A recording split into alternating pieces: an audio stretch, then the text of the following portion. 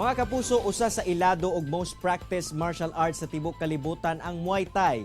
Karong buntaga atong makauban ang former Muay Thai trainer ug karon Board of Directors sa Muay Thai Association of the Philippines, si Be Hung.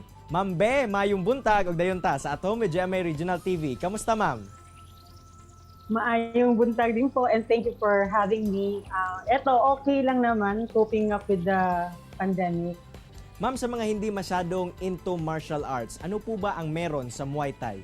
Actually, Muay Thai po is parang overall na physical activity which is very, very good para sa tanan. Like, tawag dito, kasi overall nga yung target niya. So, it's a very, very good exercise to relieve stress. At the same time, kung gusto mo mag-slim, mag-tone down, and higit sa lahat is, this is a good thing kasi para pang self-defense na rin.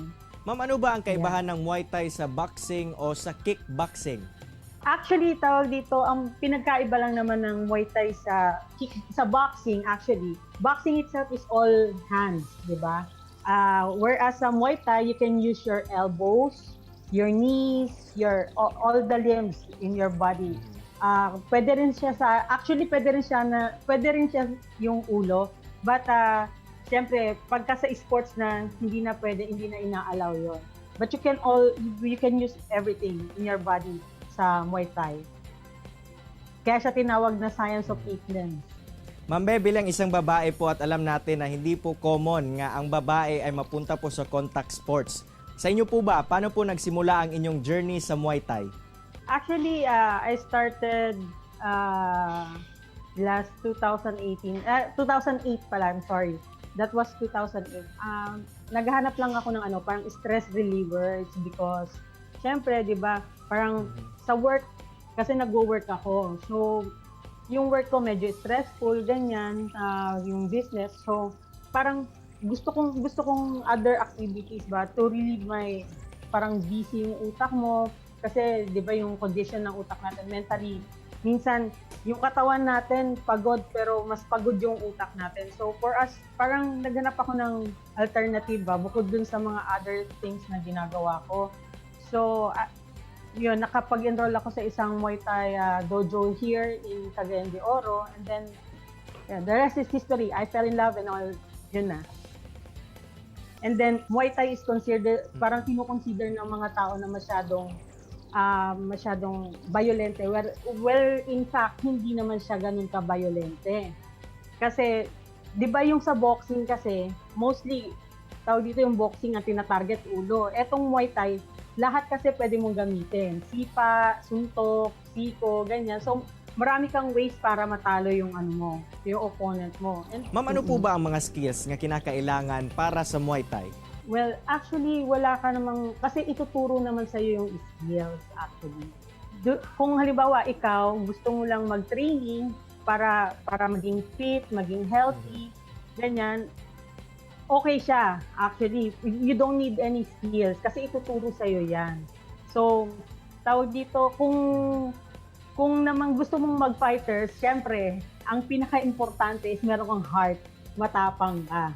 Yun. At saka, tawag dito, medyo medyo yung yung utak mo, parang tawag dito, active ba yung utak mo. Kasi while fighting, hindi lang yung physical palakasan hindi lang ito palakasan. At the same time, rin siya, mental din tong laban ng Muay Thai kung magpa-fighter ka. Ma'am, ano po ang mga health benefits sa taong nagmo-Muay Thai? Actually, para sa akin, based on my experience, number one benefit nito is mental stress. Medyo matatanggal yung mental stress mo. Kasi all kind of exercises actually, especially mga physical exercises, is maganda siyang pangtanggal ng stress. So kung very stressful yung life mo, mag-physical activity ka. Ma'am Be, ano po yung paulit-ulit nyo pong tinuturo sa mga estudyante nyo para po maging successful sila sa larangan po ng Muay Thai? Patience talaga. Patience and discipline. Yun po talaga yung unang-unang dapat. Kasi pag wala rin pong disiplina, wala kang ma-achieve actually. So, discipline is more important. Most important is discipline. sa kahit anong bagay, disiplina po talaga. Lastly, ma'am, yung mensahe nyo po sa mga kapuso na gustong pumasok sa Muay Thai, ano po ang i-expect nila, ano pong kailangan nilang gawin para po maging handa sila? For all the parents po, wag po kayong matakot na ipasali yung mga anak ninyo sa mga sa mga contact sports kasi katulad ni di ba, beloved Senator Pacquiao natin. Syempre, tawag dito, nakita nyo naman, hindi naman kasi lahat ng tao is parang hindi po lahat na nagpapasok sa contact sport is mga basagulero, di ba? Tsaka maganda po ito para sa mga bata natin. You have to start them young para madisiplina rin na po rin sila. Daghang kayong salamat, Ma'am Behong, sa imong oras ug gigayon nga gihatag sa At Home with GMA Regional TV and Amping Pirmi, ma'am. Thank you. Amping din. Mga kapuso, tutok lang mo. Mubalik pa ang At Home with GMA Regional TV. Kini ang At Home with GMA Regional TV.